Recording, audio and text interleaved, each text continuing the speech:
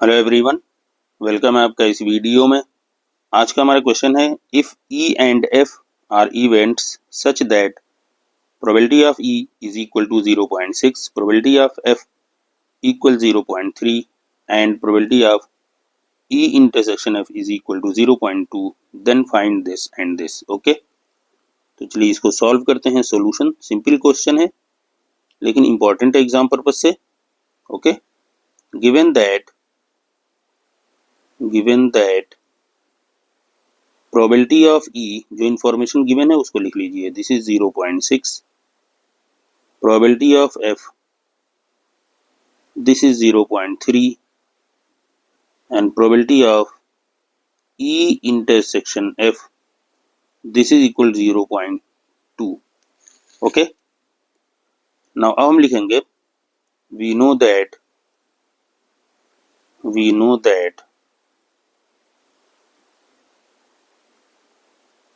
if A and B are two events,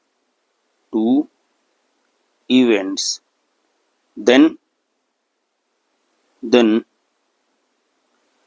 probability of A given B, this is equal to probability of A intersection B upon probability of B. Okay, and probability of B given A, this is equal to probability of A intersection B divide by probability of A. Okay, ये देखिए हमारा formula है। अब इस फॉर्मूले के base पे हम probability of E given F निकालेंगे। Therefore probability of E given F this is equal to probability of E intersection F divide by probability of F. Now this is equal, देखिए E intersection F क्या है हमारा 0.2, this is 0.2 divide by probability of F हमारा क्या है 0.3।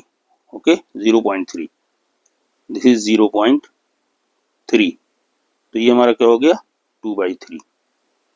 ठीक, ये एक हमारा आंसर हो गया। ठीक है, एंड